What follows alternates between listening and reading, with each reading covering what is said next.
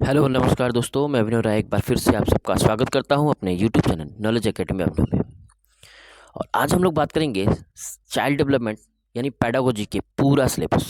याद रखिएगा, पूरा सिलेबस का रिवीजन होगा। ओके, और कुछ भी नहीं छूटने वाला, तो ये वीडियो पूरा से पूरा जरूर देखिएगा। और ये एक तरह से आपके लिए रामबाण होगा। ओके, याद रखिएगा, ये आप सबके लिए रामबाण होगा। यानी आप अगर इसे पूरा देखते हैं तो सीटेट के क्वेश्चंस सीडीपी में 30 में 30 लाने के हकदार हैं। ओके, तो पूरा देखिए, समझिए इस चीज़ को कि कैसे क्वेश्चन आते हैं और क्या क्या आता है, और सब कुछ इसमें दिया गया है। जिस तरह के क्वेश्चंस आते हैं, अगर ये पढ़ते हैं आप, तो 101% आपके 30 में 30 सीडीपी में जरूर आएंगे। ओके, तो पूरा देखिएगा, समझिएगा। ठीक है, तो चलिए स्टार्ट करते हैं। इसमें याद रखिएगा, पियाजे भी हैं, वाइगोस्की भी हैं, कोहलबर्ग भी हैं, और सब कुछ है जो कि सीटेट्स में आते हैं, और उन सबका रिवीजन होगा। ओके, तो चलिए सबसे पहले पढ़ते हैं हम लोग। शिक्षक का कर्तव्य है कि वह छात्रों को बौद्धिक, सामाजिक, शारीरिक, भावनात्मक और नैतिक रूप से विकसित करने में मदद करे ताकि उनका सर्वांगीण विकास हो सके। ओके, तो इस तरह के वन लाइनर चीज़ है जिसमें जो जो क्वेश्चंस आपके लिए आते हैं वो सारे क्वेश्चंस यहाँ पे मौजूद हैं। ओके, यानी क्वेश्चन को एलिब्रेट किया गया है, समझाया गया है कि इसी तरह के क्वेश्चंस यहाँ पे जरूर आएंगे। यानी शिक्षक से अगर आता है तो क्या क्या हो सकता है यहाँ पे, बौद्धिक, सामाजिक, शारीरिक, भावनात्मक और नैतिक रूप से विकसित करने में मदद करे ताकि उनका सर्वांगीण विकास हो सके। ओके, शिक्षक के दायित्व यह भी है कि यदि कुछ निर्धन छात्र आपसे अतिरिक्त समय में पढ़ना चाहते हैं तो आप आवश्यकता अनुसार समय समय पर उनकी कठिनाइयों को पूरा भी करेंगे। बात समझ में आया? चलिए, लेव वाइगोस्की के अनुसार अध्यापन और मूल्यांकन के लिए समीपस्थ विकास का क्षेत्र यानी जेडपीडी का इस्तेमाल करना चाहिए। वाइगोस्की के अनुसार संज्ञानात्मक विकास एक अंतर्वैयक्तिक सामाजिक परिस्थिति में संपन्न होता है जिसमें बालकों को अपने वास्तविक विकास के स्तर, अर्थात जहां वे बिना किसी मदद के स्वयं कोई कार्य कर सकते हैं, से अलग उनके संभाव्य विकास का स्तर, अर्थात जहां वे किसी की सहायता प्राप्त कर कोई कार्य कर सकते हैं, की ओर ले जाने का प्रयास किया जाता है। ओके, यानी जेडपीडी यही है, जितना आप जानते हैं और जितना हम सिखाए हैं, उस दोनों के अंतर को ही क्या कहते हैं, संभावित विकास का क्षेत्र यानी जेडपीडी कहते हैं। और यही है जो मेन चीज है जो वाइगोस्की का, जहां से क्वेश्चंस बार बार आते हैं। वाइगोस्की ने अपने सिद्धांत में समीपस्थ विकास का क्षेत्र की अवधारणा का प्रस्ताव दिया है, जो एक शिक्षार्थी अपने दम पर क्या कर सकता है और वह किसी की मदद से क्या कर सकता है के बीच के अंतर को दर्शाता है। यह किसी के मार्गदर्शन में शिक्षार्थियों के वास्तविक विकास स्तर और उसके विकास स्तर के बीच की दूरी है। इन दोनों के बीच के अंतर को वाइगोस्की ने समीपस्थ विकास का क्षेत्र यानी zone of proximal development ZPD कहा है। ओके, याद रखिएगा, यही सब क्वेश्चंस बनते भी हैं और इसी तरफ से पैडागोजी में भी क्वेश्चंस बन जाते हैं इससे। तो वाइगोस्की ने भाषा विकास में क्या क्या कहा है, सहज अवस्था, अहम केंद्रित अवस्था और आंतरिक भाषण। ओके, याद रखिएगा, ये बहुत इंपॉर्टेंट है ये सभी। तो पूरा जरूर देखना है, समझना है इस चीज को। एक अध्यापिका एक विशेष संप्रदाय को पढ़ाने हेतु बच्चों को आधा हल किया हुआ उदाहरण देती है। ये किसमें आएगा, इसी वाइगोस्की वाले प्रोसेस में।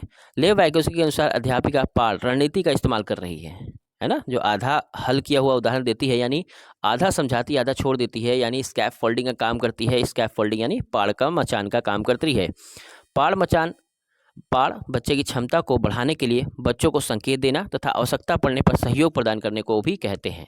ठीक, तो याद रखिएगा, अगर इस तरह के क्वेश्चंस आते हैं, अगर वो मदद कर रहा है और आधा मदद कर रहा है या थोड़ा सा हेल्प करके छोड़ दे रहा है, इसका मतलब वो वाइगोस्की के अनुसार पाड़ या मचान या स्कैफ फोल्डिंग का काम कर रहा है। ठीक, तो स्कैफ फोल्डिंग पाड़ एक प्रकार की शिक्षण प्रक्रिया है जिसमें बच्चों को दिए जाने वाले निर्देश की मात्रा तथा स्वरूप उनके विकास के स्तर के अनुरूप होता है। ओके, तो ध्यान रहेगा ये। ठीक, एक चीज और, ओके, एक नए कौशल को सीखने में स्कैफ फोल्डिंग का ढांचा निर्माण का यह तरीका काफी कारगर होता है। ओके, नेक्स्ट पढ़ेंगे हम लोग प्रगतिशील कक्षा यानी प्रगतिशील कक्षीय माहौल। ठीक है, यह देखिएगा, अभी एक अगर आपको लगता है कि यहाँ पे काम हो रहा है, मेहनत हो रही है, ठीक, तो एक सुपर थैंक्स बटन आया हुआ है, ठीक है, जिस पे आप जाके क्लिक करके, ठीक, कुछ रुपए डोनेट कर सकते हैं, जिसमें 40 रुपये, हालांकि 100-200 रुपये भी है। ठीक, तो आप अगर चाहें, ठीक है, कोई ज़बरदस्ती नहीं है, ठीक है, तो अगर आप चाहें डोनेट करना तो वहाँ पे जाके 40 रुपया आप डोनेट कर सकते हैं। ओके, तो जहाँ लाइक बटन है उसी से चौथे नंबर पे आप जाएंगे तो वहाँ पे थैंक्स लिखा होगा, ठीक है। तो मात्र 40 रुपये लगेगा, तो आप कर सकते हैं अगर चाहें, ठीक है। तो चलिए कोई बात नहीं। एक प्रगतिशील कक्षीय माहौल के अनुसार निम्न अभिवृत्ति जैसे कि निर्णय निर्धारण में बच्चों की सहभागिता, भय मुक्त अधिगम वातावरण की संरचना तथा विद्यार्थियों की व्यक्तिगत भिन्नताओं का ध्यान रखना सभी आते हैं। ओके, याद रखना प्रगतिशील कक्षा से भी क्वेश्चन आता है। तो क्या करना है, निर्णय निर्धारण में बच्चों की सहभागिता, भय मुक्त अधिगम वातावरण की संरचना तथा विद्यार्थियों के व्यक्तिगत भिन्नताओं का ध्यान रखना सभी आते हैं। प्रगतिशील शिक्षा एक मात्र उद्देश्य बालक की योग्यताओं का विकास करना है। प्रगतिशील कक्षा के विकास में जॉन डीवी का विशेष योगदान है। प्रगतिशील शिक्षा यह बताती है कि शिक्षा से बालक के लिए, बालक शिक्षा के लिए नहीं है। ओके, यानी शिक्षा से बालक है के लिए है, बालक शिक्षा के लिए नहीं है। ओके, प्रगतिशील शिक्षा की विशेषता क्या है? बालक को स्वयं करके सीखने पर बल देना चाहिए। ये सभी ऑप्शंस बार बार आते हैं। बालक को स्वयं कार्यक्रम बनाने का मौका देना चाहिए। समस्या समाधान और महत्वपूर्ण सोच पर जोर देना चाहिए। रत्न विद्या का विरोध आदि, ठीक है, रत्न मतलब रटन विद्या, सॉरी वहाँ पे मिसप्रिंट है, रटन विद्या का विरोध करना है, यानी रटना नहीं है। कोई अध्यापक बच्चों को बुद्धि लब्धि के आधार पर स्थित समूहों में पृथक न करे, क्योंकि बुद्धि लब्धि संकल्पना अस्थायी नहीं है और यह बच्चा को चिन्हित करने के लिए जिम्मेदार हो सकती है। ओके, याद रखना बुद्धि लब्धि अस्थायी नहीं हो सकती और उसको हम चिन्हित नहीं कर सकते कि बच्चा कौन तेज है और कौन कमजोर है। ओके, बुद्धि लब्धि बुद्धि मापने का एक तरीका मात्र है। ओके, बुद्धि लब्धि द्वारा किसी इंसान की बुद्धि को परिभाषित किया जा सकता है कि वो किस बुद्धि का है। बुद्धि लब्धि की सूत्र का आविष्कार टर्मन ने किया था। हालांकि सबसे पहले बुद्धि लब्धि का सूत्र स्टर्न ने दिया था, याद रखिएगा। और सबसे पहले जो सूत्र जो बनाया था वो बिने साइमन थे, यानी मानसिक आयु बटा वास्तविक आयु गुने 100 का सूत्र टर्मन ने दिया था। इसको 100 हटा दे तो मानसिक आयु बटा वास्तविक आयु जो है वो बिने ने दिया था। ओके, यदि 10 वर्ष की आयु के व्यक्ति की मानसिक आयु 10 वर्ष है तो उसकी बुद्धि लब्धि 100 होगी। इस तरह के क्वेश्चंस भी पूछते हैं आपसे कि बुद्धि लब्धि क्या होगा, वो बच्चा किस स्तर पर है, प्रतिभाशाली है, मंदबुद्धि है, ठीक है, सामान्य है, कैसा है। मानसिक आयु बुद्धि लब्धि बराबर वास्तविक आयु बुद्धि पहचानने तथा सीखने की शक्ति, बिनेट ने कहा था। हवार्ड गार्डनर के सिद्धांत के अनुसार एक कक्षा में तरह तरह के अध्यापन रणनीतियों का इस्तेमाल होना जरूरी है, क्योंकि यह बहुबौद्धिक निष्पादन करने में मदद करता है। याद रखिएगा, हवार्ड गार्डनर क्या कहते हैं, ये भी सीटेट में बहुत आते हैं। तो एक कक्षा में तरह तरह के अध्यापन रणनीतियों का इस्तेमाल होना जरूरी है, क्योंकि यह बहुबौद्धिकता को निष्पादन करने में मदद करता है। ठीक है, बहुबुद्धि सिद्धांत के प्रतिपादक सुप्रसिद्ध मनोवैज्ञानिक गार्डनर है। इन्होंने 1983 में इस सिद्धांत का प्रतिपादन दिया था। हवार्ड गार्डनर एक अमेरिकी मनोवैज्ञानिक ने बहुबौद्धिकता के सिद्धांत का प्रस्ताव दिया। अपनी पुस्तक फ्रेम्स ऑफ माइंड में उन्होंने बताया कि वे नहीं मानते हैं कि संज्ञान का ही एक रूप है जो सभी मानवीय चिंतन में सहायक है। ठीक है, यानी बुद्धि अलग ही है, बहुत सारे बहुबुद्धि सिद्धांत उन्होंने दिया है, तो संज्ञान का ही एक रूप को सभी मानवीय चिंतन में सहायक मानते हैं और बाकी कुछ नहीं मानते हैं। ठीक है, बहुबौद्धिक सिद्धांत के अनुसार जब सामान्य बुद्धि में 9 तरह की क्षमताएं थी, बुद्धि सम्मिलित होती है। इन 9 प्रकार के बुद्धियों का विशेष गुण यह है कि प्रत्येक बुद्धि एक दूसरे से स्वतंत्र होती है। ओके, मैंने समझाया भी है। ठीक है, बहुबुद्धि सिद्धांत, तो स्थानिक बुद्धि सबसे पहले स्थानिक, याद रखना ये 8 बहुबुद्धिक सिद्धांत है, बाद में एक नया जोड़ दिया गया है, तो 9 बहुबुद्धिक सिद्धांत हो गए हैं। तो स्थानिक बुद्धि स्थानिक और दृश्य जानकारियों को प्रभावी ढंग से देखने, समझने और उपयोग करने की क्षमता होती है। गार्डनर के अनुसार बौद्धिकता आईक्यू से कहीं अधिक होती है, क्योंकि उत्पादकता के अभाव में उच्च आईक्यू बौद्धिकता के बराबर नहीं होती। कक्षा में विभिन्न प्रकार की शिक्षण विधियों रणनीतियों का होना महत्वपूर्ण है, क्योंकि यह बहुबौद्धिकता का प्रयोग करने में मदद करता है। ओके, 1.5 से 2.5 साल के यानी 1.5 से 2.5 साल के उम्र के बच्चों द्वारा अक्सर उच्चारित दिव्य शब्दीय उच्चारण को तार प्रेषित वाचन कहा जाता है। क्या कहा जाता है? तार प्रेषित वाचन कहा जाता है। तार प्रेषित वाचन का प्रयोग 1.5 से 2.5 साल के बच्चों में अधिक होता है, क्योंकि इस उम्र में बच्चे तार भेजने जैसे अर्थात 1 या 2 शब्द का उच्चारण ही कर पाते हैं, जैसे सो जा, मम्मी, आओ, पापा। ठीक है, यह शब्द के सरलतम रूप खंड होते हैं जो बच्चों की इच्छा और जरूरतों को स्पष्ट रूप से बताता है। तार प्रेषित वाचन में बच्चे एकल और द्वि शब्दों के मेल से छोटे छोटे वाक्य खंड का उपयोग करते हैं। बच्चे अपने समाज के बारे में ज्ञान रहने के कौशल, मूल्य रीतियों आदि अपने आस पड़ोस, धर्म, स्कूल तथा समकक्षीय समूहों से सीखते हैं। जब बालक सामाजिक प्रत्याशाओं और सामाजिक मानकों के अनुरूप व्यवहार करना सीख लेते हैं तो उसे समाजीकरण की संज्ञा दी जाती है। ओके, यानी अब धीरे धीरे वो समाजीकरण हो जाते हैं। ठीक, विद्यालय पास पड़ोस समाजीकरण को गौड़वाहक भी कहते हैं, याद देखिएगा। ओके, तो ये सब चीज़ क्या है? हवार्ड गार्डनर से, और गार्डनर के 9 हैं सिद्धांत। ठीक, इसमें बढ़िया से एक्सप्लेन किया गया है, इससे पहले भी, उसे ज़रा देख लीजिएगा। तो नेक्स्ट है जीन पियाजे, ठीक है। और जीन पियाजे से तो भर भर के क्वेश्चन आता है, आप सबको पता है। तो जीन पियाजे के सिद्धांत के अनुसार अनुकूलन, समायोजन व समावेशन जैसी मूल प्रक्रियाओं को समाहित किया गया है। या देखिएगा, जीन पियाजे का संज्ञानात्मक विकास का सिद्धांत है। तो जीन पियाजे का संज्ञानात्मक विकास के सिद्धांत के प्रमुख संप्रत्यय क्या क्या है? अनुकूलन, साम्य धारणा, संरक्षण, संज्ञानात्मक संरचना, मानसिक सक्रिया, स्कीमा। ओके, स्कीम्स और स्कीमा, विकेंद्रीकरण तथा पारस्परिक क्रिया, ये सब इनके मूल अवधारणा है। ओके, और सबसे इंपॉर्टेंट है पियाजे के संज्ञानात्मक चरण, जो कि यहाँ पे है और बहुत बढ़िया से एक्सप्लेन किया गया है। वीडियो पसंद आए तो लाइक जरूर करिएगा, ठीक। विकास के चरण में सबसे पहला है संवेदी गामक अवस्था, जो जन्म से 2 वर्ष होता है। इंद्रियों और क्रियाओं के माध्यम से दुनिया को देखता है, यानी देखना, सुनना, छूना, बोलना, प्राप्त करना, ये सब आते हैं। संज्ञानात्मक विकास बच्चों की इंद्रियों और गति के उपयोग से शुरू होता है। वस्तु अस्थायित्व विकास होता है। ओके, नेक्स्ट है पूर्व संक्रियात्मक अवस्था, जो 2 से 7 वर्ष होता है, यानी चित्रों और शब्दों द्वारा वस्तुओं का प्रतिनिधित्व करने की भाषा का उपयोग करने का सीखता है। किसी एकल सुविधा द्वारा प्रस्तुत को वर्गीकरण करता है, वस्तुओं को वर्गीकृत करता है। सोच अहंकार केंद्रित होता है, दूसरों के दृष्टिकोण के सामने कठिनाई होती है। प्रतीकात्मक सोच विकसित होता है। ओके, नेक्स्ट है मूर्त संक्रियात्मक, यानी 7 से 11 साल। मूर्त घटनाओं के बारे में तार्किक रूप से सोचना, मूर्त अंकगणितीय संचालन करना, संख्या, द्रव्यमान, वजन की स्थिरता प्राप्त करता है। ओके, परिचलन सोच विकसित होता है। ओके, परिचालन वो सोच विकसित हो जाता है। अमूर्त संज्ञात्मक अवस्था है अधिक परिपक्व नैतिक तर्क के लिए क्षमता, काल्पनिक भविष्य और वैचारिक समस्याओं से चिंतित होता है। अमूर्त अवधारणाएं विकसित होता है। ओके, ये लास्ट है, तो ये चरण है। नेक्स्ट, अनुकूलन की प्रवृत्ति में जन्मजात होती है। याद रखिएगा, अनुकूलन का अर्थ है वातावरण के साथ सामंजस्य स्थापित करना। यह 2 तरीके के होते हैं, आत्मसातीकरण और समायोजन। ओके, ये दोनों ही चीज है। पियाजे ने कहा था या तो हम अपने आप आत्मसात हो जाए, या तो हम सामाजिक रूप से समायोजन हो जाए, उससे भी हम सीख लेते हैं। याद रहेगा। नेक्स्ट, राष्ट्रीय शिक्षा नीति 2020 पाठचर्या में लचीलापन होना चाहिए, ताकि शिक्षार्थियों को उनके सीखने के प्रक्षेपवक और कार्यक्रम को चुनने की क्षमता हो, और इस तरह से वे अपनी प्रतिभा और रुचियों के अनुसार जीवन में अपना रास्ता चुन सके। ओके, राष्ट्रीय शिक्षा नीति 2020 लचीला बहुस्तरीय गति आधारित अधिगम पर बल देता है।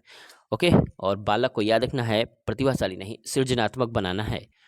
बालक जो कुछ भी सीखता है या अधिगम करता है, उसकी जांच आवश्यक है, जिससे बालक की क्षमता योग्यता के साथ उन्नति का पता चलता है। बालक की शिक्षा में मूल्यांकन व मापन दोनों महत्वपूर्ण है। मूल्यांकन उद्देश्य आधारित होता है, मापन उद्देश्य आधारित हो भी सकता है और नहीं भी हो सकता है। ओके, यशपाल समिति का प्रोफेसर यशपाल की अध्यक्षता में 1992 में को गठन किया गया, जिसमें बोझ के बिना अधिगम शीर्षक वाली रिपोर्ट जारी की गई। याद रहेगा, राष्ट्रीय पाठचर्या की रूपरेखा 2005 एनसीईआरटी द्वारा प्रकाशित भारतीय स्कूलों के साथ साथ शिक्षा को पुनः जीवंत करने के लिए एक महत्वपूर्ण दस्तावेज है। याद रखिएगा, राष्ट्रीय पाठचर्या की रूपरेखा 2005 यह सुनिश्चित किया गया है कि अधिगम को रटन विधियों से दूर कर दिया गया। यह पाठचर्या को समृद्ध करता है, ताकि यह पाठ्य पुस्तकों से परे निकल जाए और परीक्षाओं को अधिक लचीला बनाए और उन्हें कक्षा में जीवन के साथ एकीकृत करने को ध्यान केंद्रित किया जाए। याद रखिएगा, बार बार क्वेश्चन आता है, ठीक है। तो यहाँ पे सबसे इंपॉर्टेंट चीज़ है कि बाहरी जीवन से जोड़ के शिक्षा दिया जाए, बाहर के अनुभव से शिक्षा दिया जाए, ऐसे क्वेश्चन। भाषा, स्कूल के विषयों और संकायों में बोलने और सुनने, पढ़ने, लिखने जैसे भाषा के कौशल का अभ्यास करने की आवश्यकता ही भाषा है। ओके, गणित, माध्यमिक स्तर पर छात्र गणित की संरचना को एक विषय के रूप में समझना शुरू कर देते हैं। विज्ञान, विषय वस्तु और प्रक्रिया के साथ साथ विज्ञान शिक्षण की भाषा को शिक्षार्थियों की आयु और संज्ञानात्मक क्षमताओं के अनुरूप होना चाहिए। ये सब ऑप्शन में आएंगे, याद रखिएगा। सामाजिक विज्ञान, इतिहास, भूगोल, अर्थशास्त्र, समाजशास्त्र, राजनीति विज्ञान अधिगम के लिए एक अंतः विषय उपागम पर ध्यान केंद्रित करना है, और प्रमुख राष्ट्रीय चिंताओं जैसे कि लिंग, न्याय, मानवाधिकार और हाशिए के समूह और अल्पसंख्यकों के प्रति संवेदनशील का संचालन करना है। कार्य, स्कूल पाठचर्या पूर्व प्राथमिक स्तर से वरिष्ठ माध्यमिक स्तर तक पुनर्निर्माण की आवश्यकता है, ताकि ज्ञान प्राप्ति, मूल्यों के विकास और बहु कौशल निर्माण में शैक्षणिक माध्यम के रूप में कार्य को, शैक्षणिक क्षमता को महसूस किया जा सके।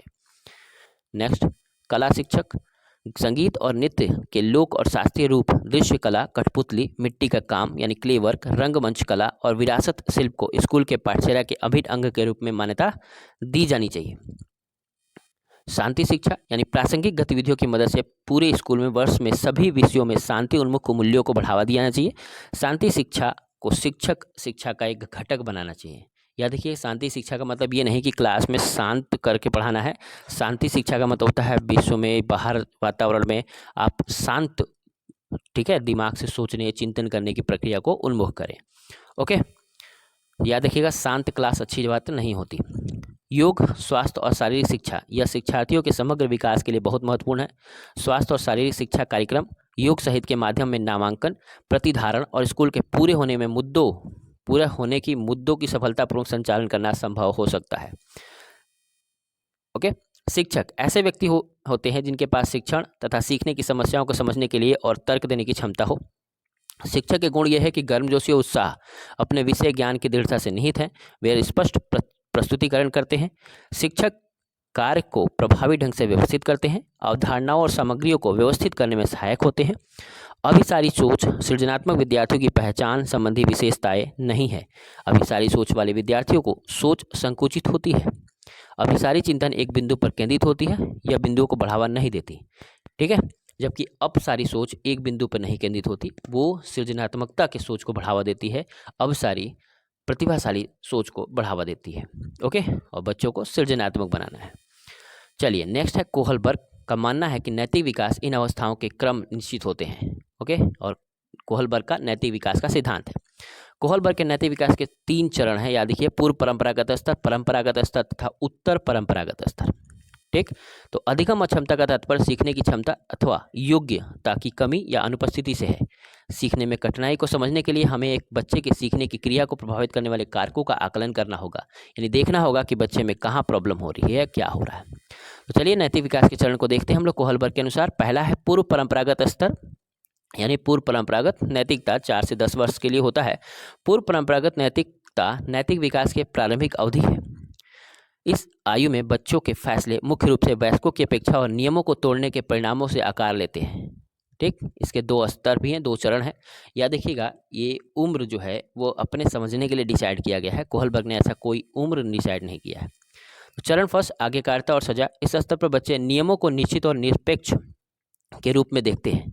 नियमों का पालन करना महत्वपूर्ण है क्योंकि यह सजा से बचने का एक तरीका है। इसमें बच्चे दूसरों के विचारों की अपेक्षा करने के बजाय अधिकार और नकारात्मक परिणामों के डर पर ध्यान केंद्रित करते हैं। नेक्स्ट, चरण 2, वाद्य उद्देश्य अभिविन्यास। नैतिक विकास के व्यक्तिवाद और विनिमय चरण में बच्चे व्यक्तिगत दृष्टिकोण को दिखाते हैं और व्यक्तिगत जरूरतों को पूरा करने के आधार पर कार्यों का निर्णय करते हैं। नेक्स्ट है पारंपरिक नैतिकता। ठीक, याद रखिएगा, पूर्व यानी स्कूल से पहले, पारंपरिक यानी स्कूल में, फिर उत्तर यानी स्कूल के बाहर वाली चीज़ें हैं। इस तरह का कॉन्सेप्ट अगर रखेंगे दिमाग में तो याद रहेगा। तो 10 से 13 वर्ष की है। नैतिक विकास की अगली अवधि सामाजिक नियमों को स्वीकृति से चिन्हित होती है और यह क्या अच्छा और क्या नैतिक है। इस समय के दौरान किशोर और वयस्क अपने आदर्श और समाज से सीखे गए नैतिक मानकों को आत्मसात करते हैं। यानी चरण 3 में अच्छा लड़का अच्छा लड़की अभिविन्यास होता है। ये याद रखिएगा, बहुत बार पूछा गया, अच्छा लड़का अच्छा लड़की किस चरण में है, तो चरण 3 में है। नैतिक विकास के पारस्परिक संबंधों को यह चरण सामाजिक अपेक्षाओं और भूमिकाओं को खरा उतरने पर केंद्रित है। अच्छा होने के अनुरूपता पर जोर दिया जाता है और इस बात पर विचार है कि विकल्प संबंधों को कैसे प्रभावित करते हैं। चरण 4 है सामाजिक व्यवस्था बनाए रखना। यह चरण एक सुनिश्चित करने पर केंद्रित है कि सामाजिक व्यवस्था बनी रहे, नियमों का पालन करके, अपने कर्तव्यों का पालन करते हुए और अधिकार का सम्मान करके कानून और व्यवस्था बनाए रखने पर ध्यान केंद्रित किया जाता है। ओके, नेक्स्ट, उत्तर परंपरागत नैतिकता 13 से 16 साल। ठीक है, नैतिक विकास के इस स्तर पर लोग नैतिकता के अमूर्त सिद्धांतों की समझ विकसित करते हैं। इस स्तर पर 2 चरण हैं। चरण 5, सामाजिक अनुबंध और व्यक्तिगत अधिकार। यानी इस स्तर पर लोगों का मानना है कि समाज को बनाए रखने के लिए कानून के नियम महत्वपूर्ण है, लेकिन समाज के सदस्यों को इन मानकों पर सहमत होना चाहिए। चरण 6 है सार्वभौमिक सिद्धांत। कोहलबर्ग के नैतिक तर्क का अंतिम स्तर सार्वभौमिक नैतिक सिद्धांतों और अमूर्त तर्क पर आधारित है। इस स्तर पर लोग निर्णय के आंतरिक सिद्धांतों का पालन करते हैं, भले ही वे कानून और नियमों का विरोध करते हों। ओके, और लास्ट है अधिगम अक्षमता का वर्गीकरण। ये भी बहुत क्वेश्चन आता है। ठीक है, तो डिसलेक्सिया पढ़ने संबंधी विकार है, डिस्ग्राफिया लेखन संबंधी विकार है, डिसकैलकुलिया गणित कौशल संबंधी विकार है, डिस्पैसिया वाक क्षमता संबंधी विकार है, डिस्प्रैक्सिया लेखन और चित्रांकन संबंधी विकार है, डिसआर्थोग्राफिया वर्तनी संबंधी विकार है, याद रखिएगा, और ऑडिटरी प्रोसेसिंग ऑर्डर श्रवण संबंधी विकार है। ठीक है, ये कुछ ऐसे विकार हैं जो सबसे ज़्यादा पूछे जाते हैं। ओके, तो आज के लिए इतना ही। धन्यवाद और लाइक करते रहिए और अगर इच्छा हो तो तो थैंक्स बटन पे जाके मात्र 40 रुपया आप हमें प्रोवाइड करा सकते हैं। बड़ा आसान सा प्रोसेस होता है, ठीक है। आपका जीमेल यानी यूपीआई के थ्रू भी कर सकते हैं। आपका जीमेल मांगेगा, उसका पासवर्ड मांगेगा, आप दे देना और हो जाएगा, ठीक। कोई प्रॉब्लम नहीं है, सिक्योर फेस है वो, बिल्कुल सिक्योरिटी के साथ है, ठीक। तो आज के लिए इतना ही, धन्यवाद, नमस्कार।